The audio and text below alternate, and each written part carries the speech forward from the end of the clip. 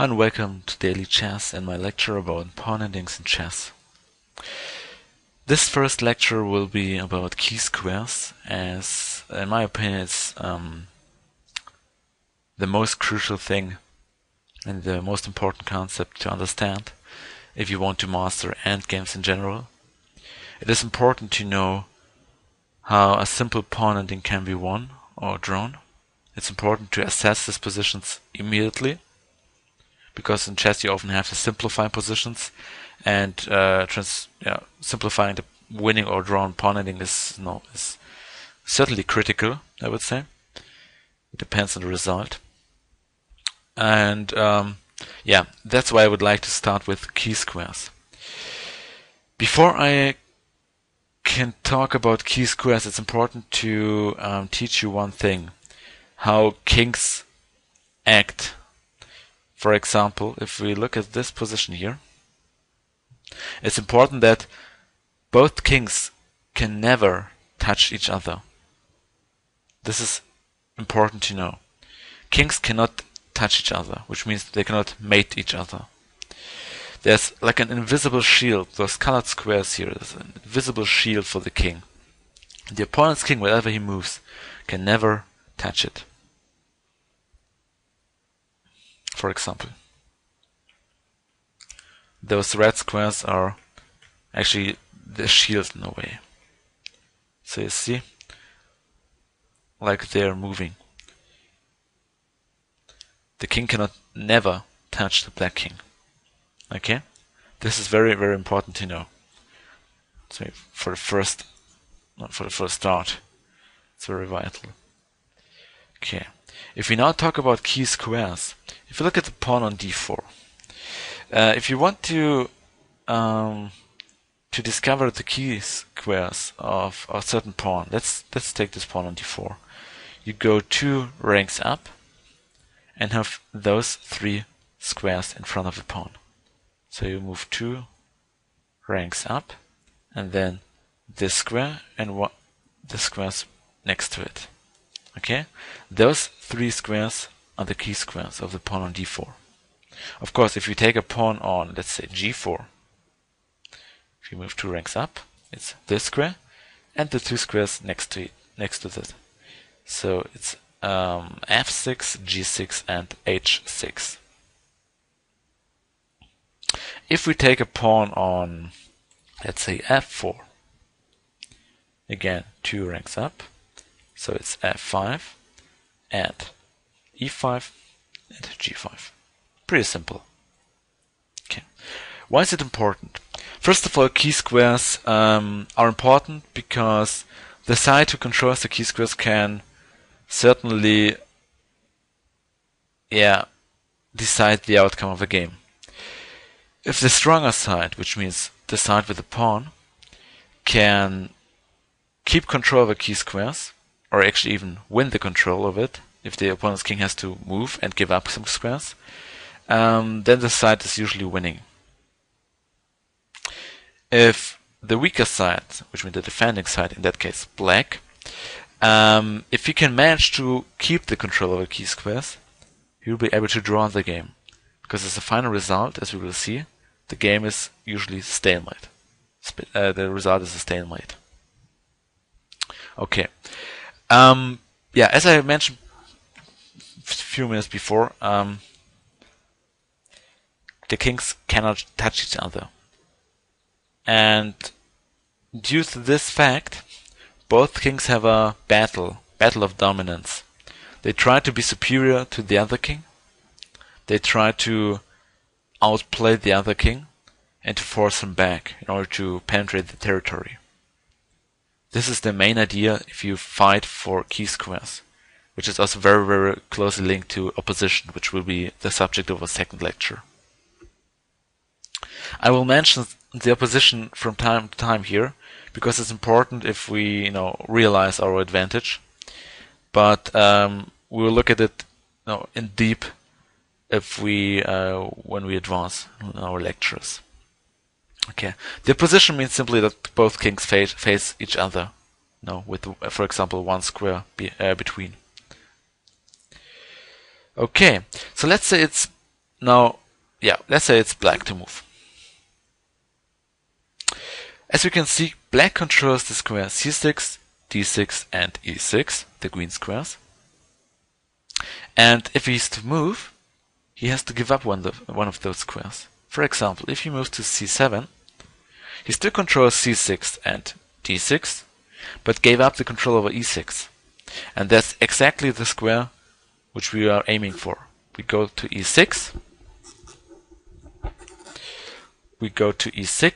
and now control d6 and e6 with our king. And our opponent's king can, if he wants, he can go to c6 to get this opposition. But the problem is that we wanted to reach this constellation. If we look at the position here, we have this horizontal line here. What we need, this position here. No, we need to free the way for our pawn. Because what's our aim in this position? To promote this pawn. With a pawn you cannot really win. Either you can, despite it, we can maybe mate the opponent, but in general a pawn and just a pawn is not enough. You have to promote the pawn. So how can we actually achieve this aim? Well, obviously we have to go with our king either to e7 or c7 in order to control the last three squares, and then to push our pawn and promote it. So that's our big aim. So the first aim is to get to e7 or c7. And okay, our opponent went to the queen side, which means that this square is probably the one we should aim for, as he occupies c7. So we aim for this square. Next move, we can already go for e7. And if he tries to win the pawn, if he says, okay, if you go to e7, I go for your pawn. And if I capture it, it's simply drawn, because there's not sufficient material to mate. So after king c6, it's important to push the pawn. The king is hit. He has to move. If he goes to c7, for example, we reach e7, control the last three squares on which our pawn can promote. The game is won. For example, king c8, d6, king b7, and d7, with d8 queen to come. The same goes for king e7. Now obviously, okay, control is e7, which means we cannot really aim for that square. So we aim for c7, king c6, and again, if he goes there, it's the same algorithm we just saw. And in all those examples, the king is in front of the pawn, and that's very, very important. If he goes to d8, in order to control both squares, we take the opposition. Having the opposition means the opponent is in Zugzwang. He is forced to move. And whether he moves either to e8 or c8, in my example I chose c8, we go to e7, reached our aim, part one of our plan is fulfilled. We control e7, and all we have to do is to push our pawn to this square, because then he can simply move forward and promote. The game is won. Okay, so this is very, very important. But what if it's, let's say white to move? If it's white to move and he goes to e5, he gave up control over c6, but this is not important. The defending side, tries to keep the opposition and stops a penetration, because in order to win, white's king has to be in front of the pawn. It's not only about penetration, it's more or less about keeping the opponent's king out, and as long as the pawn is behind the king, it's dangerous. If the pawn moves forward and the king has to protect it from behind, it's simply drawn, as we will see. Therefore, a mistake would be king c6, because after king e6 we have the opposition, and if he goes there, we just push our pawn. The king goes there, opposition goes aside, we go to c7, our aim is reached, and after king e7 we just push the pawn and promote, winning.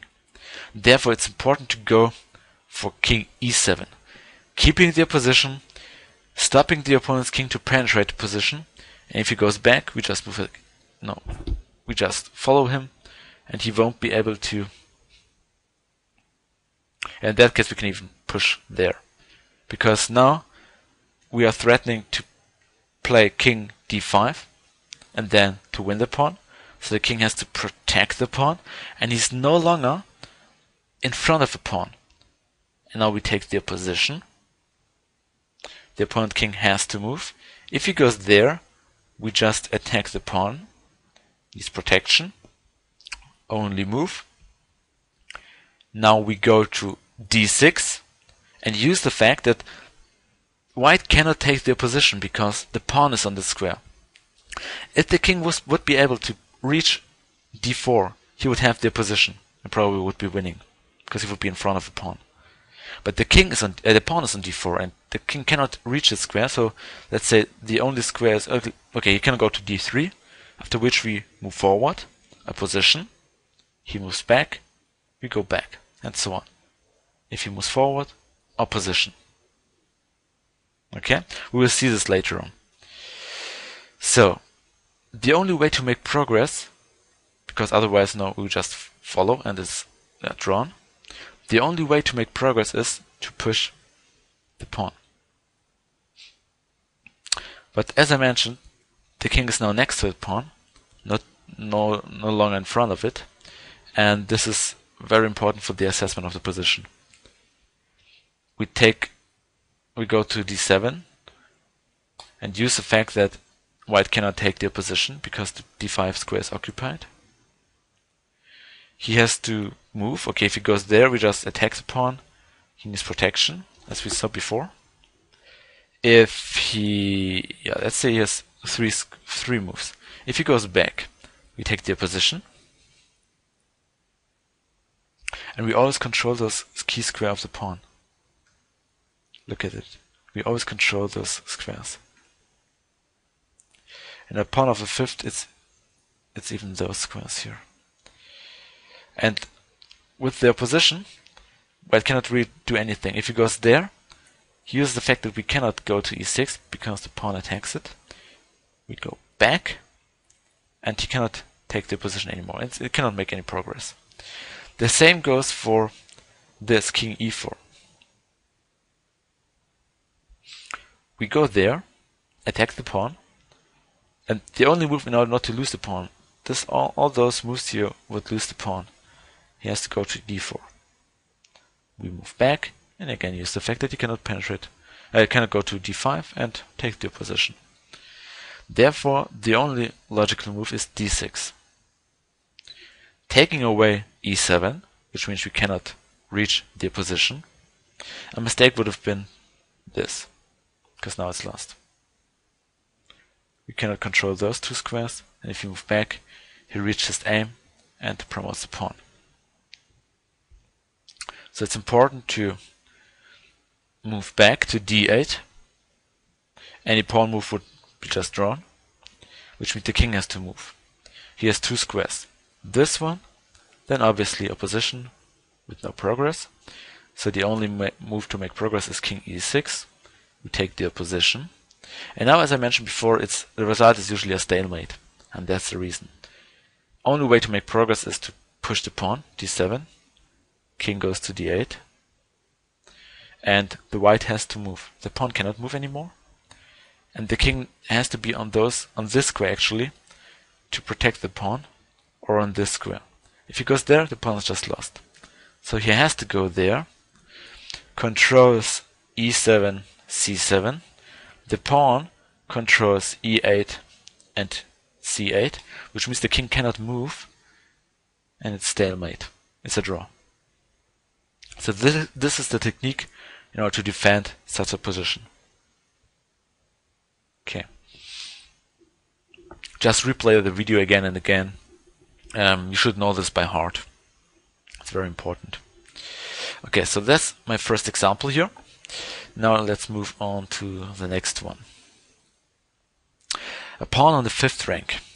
With a pawn on 5th rank, it's a bit difficult because there are more key squares than usual. usually you have those 3 squares as we learned. But with the pawn on the 5th rank, you also have those squares here. So you have 6 key squares, which is much easier to realize than 3 squares, of course. And well, there are some things which, especially in that position here, which is important. For example, if he just goes for, okay, it's white to move here. So okay, with the pawn at 5th, it's not important. It doesn't matter who's to move. It's always winning. For example, if we go there, we certainly gave up the control over this square, but the importance is that if he goes to a7, we can move up, and the pawn promotes.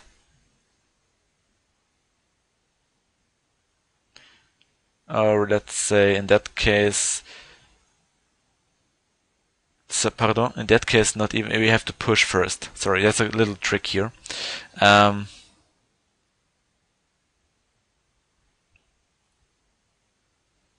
Let me see.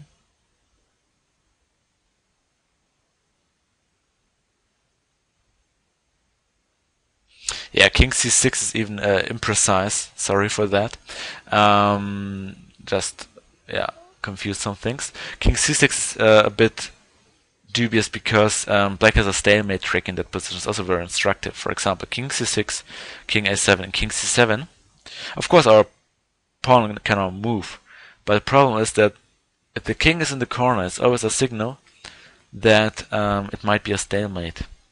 And if we move our pawn to b6, the pawn controls a7, the king controls b and c8, b7 and b8, and the king cannot move, its stalemate.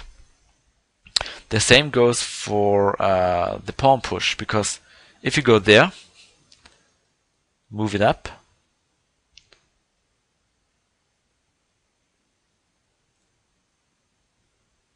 if king b8, b7, the king can escape to a7, and this is, yeah, for example, sorry, king a7 and king c7 is lost.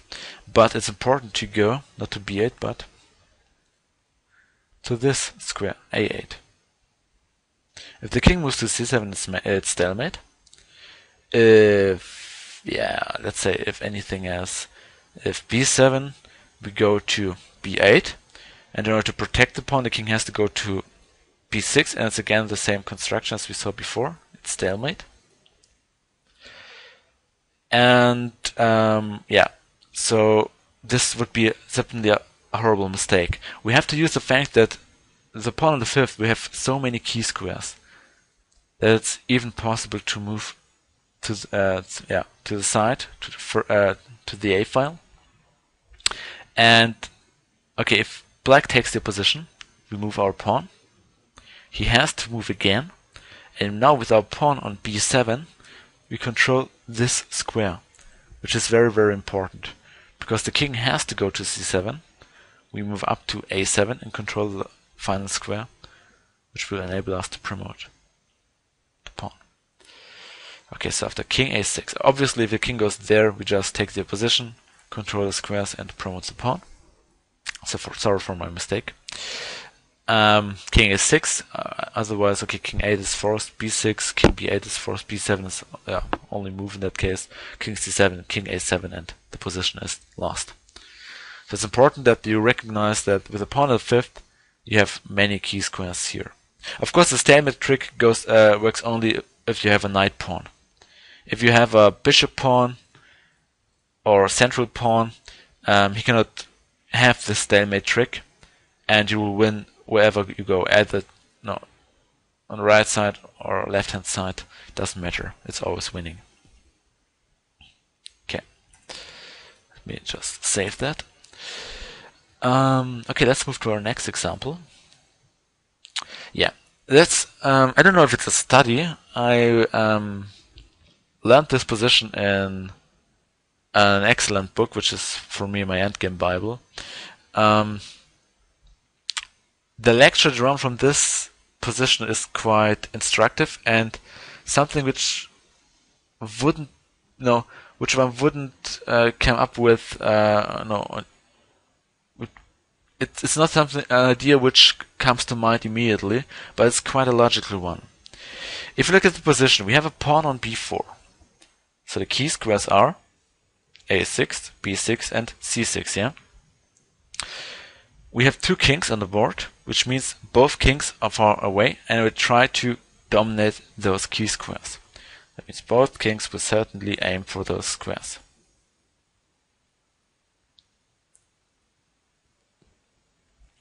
But as you can see, white has two ways to go. Via c4 or via a4. And now here comes the lecture which I would like to tell you, to teach you. Aim for the most distant and the farthest key square in the position. The reason is simple. First of all, it's maybe the most difficult square to reach for the opponent's king. And this gives you time. So for example, if it's white to move, we go to c2. King e7, king b3, king d6, already controlling one of those key squares. If we now move to c4, we stand next to the pawn, and due to the opposition after king c6, we cannot get in front of the pawn, as we saw in the previous example. Therefore, king c4 is a mistake, a blunder. We have to go for this square, a6 here. So therefore, king a4 is important. The black king can penetrate c6, controlling the square, but we can aim for a6, which is the farthest key square in the position. And now it's important, in order to control those squares, black has to go to b7, because he cannot enter b6 due to our shield. So he cannot get to this square. He has to move either there or there on the red squares here. So if he goes to b7 in order to control three key squares, we take the opposition, forcing Zugzwang, forcing him to move. And wherever he goes, doesn't matter. For example, king a7, king c6. If he goes there, we just push our pawn. And do you remember this position? It's the same position which we saw in the previous example. And now, king a6. Don't forget, and don't make the mistake I did when presenting this material. This allows some stalemate tricks. For example, stalemate, or okay, this would even be helpful. Sorry, after here king c6, king a7, and if you push the pawn, it goes there. Sorry, goes to a8, and if you push there, it's stalemate. If the king goes there, it's again stalemate. So therefore, king a6 is the winning move. King a8, b6, king b8, b7, controlling a8. Next move to come is king a7 and promoting, winning. The reason is that we don't have those three key squares, but we have 6, because the pawn is on the 5th rank. Okay. Good. So that's an important lesson which you have to draw from this position. It's vital to aim for the most distant and for the farthest key square in the position, because this one is maybe the most difficult one to reach for the opponent's king.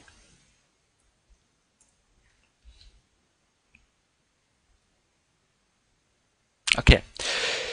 Yeah, this is also this is definitely a study which I know, because it's, I think, somewhere in the 1950s, 52, I think, if I remember correctly, by a person called Moravec, I think.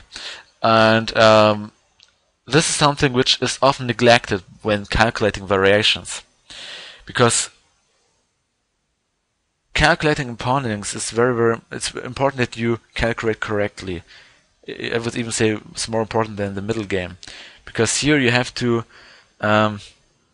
it's important to have to value each tempi in a position. And even a slight change of move, or I don't know, even a move which we didn't consider can alter the complete evaluation of the position. And okay, if we take a look at the position here, we have 2 pawns, obviously, and 2 kings. Okay, and in order to understand this position, deeply, we have to make a small step forward and look at this one, at the rook pawn, because this is a position which can result from our study before. In rook, with the rook pawn here, you have to, the defending side, have to reach those 2 key squares here, g8 and g7, which means if he goes to, let's say, h8, the position is drawn. For example, king f7, king h6, king g8, controlling those 2 key squares, and the position is drawn. King g6, king h8, and let's just push the pawn. And as you can see, as long as you stay on those, on this square, we control both key squares, and it's just stalemate. There's nothing we can do about this. For example, if you go there, he just attacks the pawn and wins it. It's also drawn. If it's white to move, in that case it's even drawn, because white can get access to those 2 key squares, but the problem is we have a certain technique which is called body check.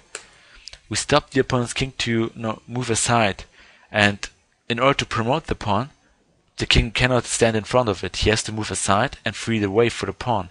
But if we keep their position, white cannot achieve this. If he goes to there, we get the key squares and draw the game. So h6, king f7, body check, only move king h8, and okay, actually almost even king f8 is drawn, but king g6 is maybe the most obvious one. We threaten to win the pawn. Only move to protect the pawn is h7. After king f7, the king cannot get out. He has to move. The pawn cannot move anymore. It's drawn. Okay, this is important to know. A rook pawn can be deadly. Deadly in a sense that you don't get the point, the full point. So let's load our previous example. Okay, obviously, if we just push the pawn, black will take. We don't have a pawn anymore, which means we don't have any winning potential. The game will be at least drawn, or at the best for white it would be drawn. If black moves his pawn and we exchange, for example, if the pawn goes there and we exchange it, we have a rook pawn, which makes the defense for the opponent's king much easier because he just has to reach h8. Quite logically, yeah? So this is also something which we shouldn't allow. And therefore, if, let's say, if g3, let's start maybe with the key squares. The key squares of a pawn on g2 are f4, g4, and h4. The key squares of this pawn are g1 and g2, yeah, because it's a rook pawn. So if we have those key squares, and the concept, the idea which I would like to highlight here is the concept of moving key squares. So let's maybe say, okay, we start with the immediate chase, king f2. Threatening king g3, king h4, and go for this pawn, because the king is not quick enough or fast enough. This, and the game's lost for black.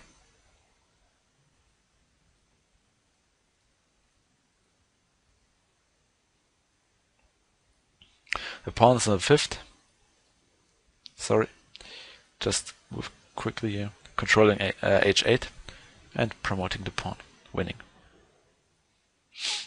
So this is something which is a threat, which you threaten to play king g3 and to win.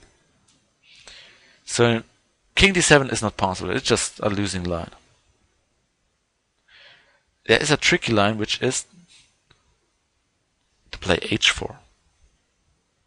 Obviously, if you push g4, you can just take, it's drawn. Same goes for g3. Take, drawn. The point is that if we move up, black has a very, very important resource. He can play h3. If we now take the pawn, we result in our rook pawn. The king simply aims for the squares it's drawn.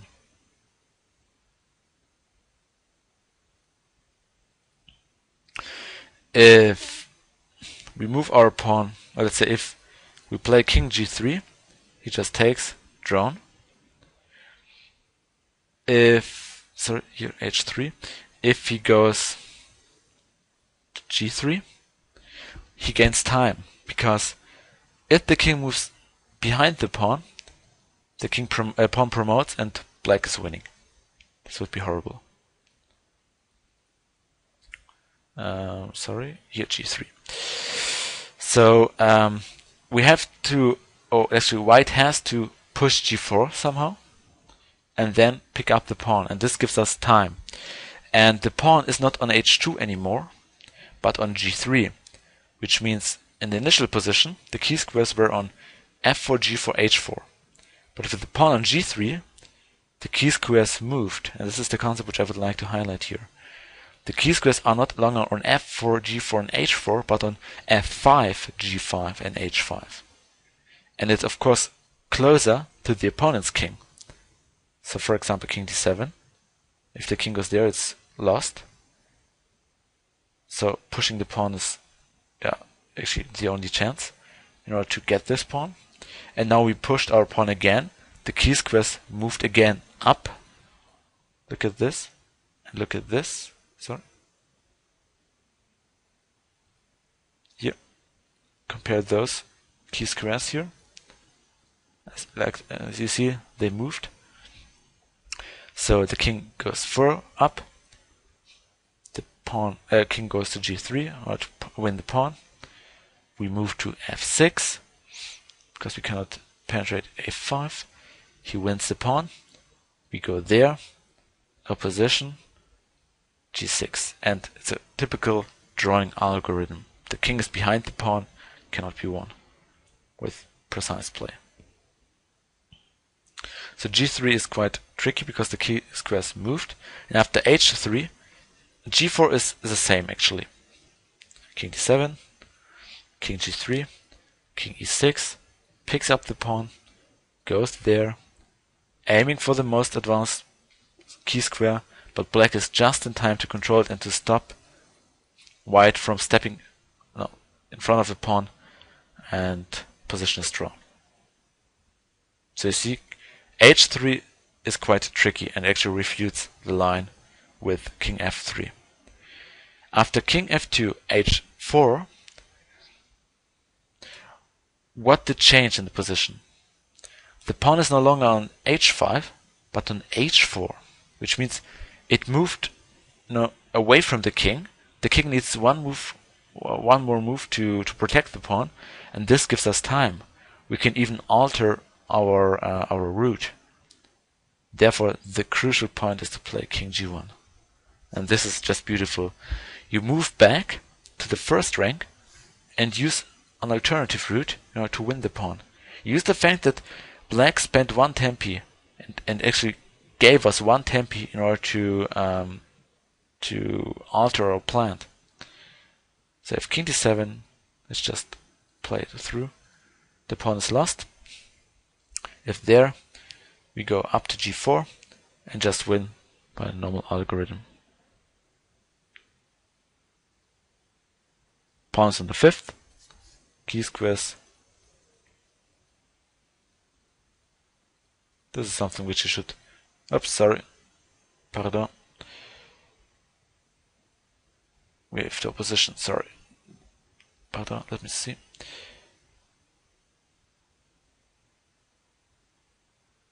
In that case, we just go there. Because we move with check. If he goes to to f8, then it's the same as we saw before. controlling h8, king f7, king h7.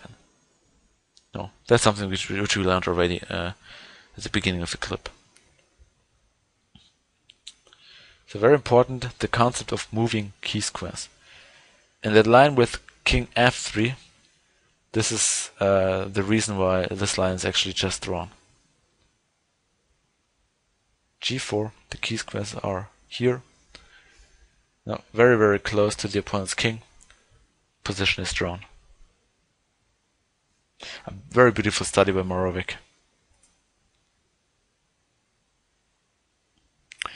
Okay. Well, let's just look at two last examples. One technique I would like to mention is how to defend a pawn ending. If you obviously have to give up a pawn and simplify into a pure pawn ending. If it's white to move, obviously wherever he moves, black will have the opposition, and as a result, win the pawn. This must have come as such a shock for the white player that she gave up in the Olympiad in 1988. I think it was 88. But the point being that this position is still drawn. Because in order to win, black will, any time in future, he will have to be with the king on d5.